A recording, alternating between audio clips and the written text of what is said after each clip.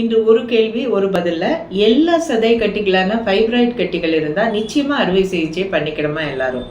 இல்லை. எப்பயுமே இந்த அறுவை சிகிச்சை என்பது அந்த ஒரு நோயாளி இல்லை அந்த பேஷண்ட்டுக்கு இல்லை அந்த பெண்ணுக்கு உரிய மாதிரி தான் நம்ம பிளான் பண்ண முடியும். இப்போ ஒரு பெரிய கட்டி இருக்கு, ஒரு 10 சென்டிமீட்டருக்கு மேலே பெரிய கட்டி இருக்குன்னா ஒரு சின்ன வயதினராக இருந்தால் கூட, ஏன்னா அது போய் அவர்களுடைய சிறுநீரக பையிலேருந்து வரக்கூடிய யூரிட்டர் அழுத்தக்கூடியது, ஹைட்ரோநெப்ரோசிஸ் வரும், இன்ஃபெக்ஷன் வரும். ஸோ இந்த மாதிரி பிரச்சனைகள் இருக்கலாம். ப்ளஸ் இவ்வளோ பெரிய கட்டி உங்களுக்கு ஹெவியாக இருக்கும். அதனால் கிளினிக்கலாக அதிகமான ப்ளீடிங் ஆகலாம், இல்லை நிறைய பிரச்சனைகள் கர்ப்பமாகல பிரச்சனைகள் வரலாம். ஸோ அவங்க நிச்சயமாக மயமெக்டமி என்று சொல்லக்கூடிய அந்த கட்டியை மற்றும் அகற்றிக்கொள்ளலாம் சின்ன வயதினராக இருந்தால். இதே அவங்களுக்கு ஒரு 50 வயசுக்கு மேலே இருக்குது, ஒரு 8லேருந்து 10 சென்டிமீட்டர் ஃபைப்ராய்டு இருக்குன்னா கர்ப்பப்பையோட சேர்த்து கூட ரிமூவ் பண்ணிக்கலாம்.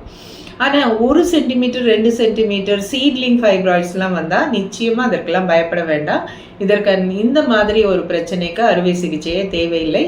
இன்றைக்கு நிறைய விதவிதமான முறைகள் வந்திருக்கு இந்த ஃபைப்ராய்டு என்ற சதை கட்டியை நம்ம இது பண்ணுறதுக்காக, ட்ரீட்மெண்ட் பண்ணுறதுக்கு. ஸோ எந்த ஒரு பிரச்சனைக்குமே அந்த பேஷண்ட்டோடைய வயசு, அவர்களுக்கு திருமணம் ஆகிவிட்டதா, இல்லை அவர்களுக்கு குழந்தை பேர் முடிந்து விட்டதா, இந்த மாதிரி எல்லாத்தையும் வச்சுட்டு அறுவை சிகிச்சை தேவையா இல்லையான்றது தான் பார்க்கணுமே ஒழிய, எடுத்த உடனே ஒரு 2 சென்டிமீட்டர் தான் ஃபைப்ராய்டு இருக்குது, நாளைக்கு நான் அறுவை சிகிச்சை செய்து இந்த கர்ப்பப்பையை நீக்குதுன்னு யார் சொன்னாலும் அது தவறான ஒரு கருத்து.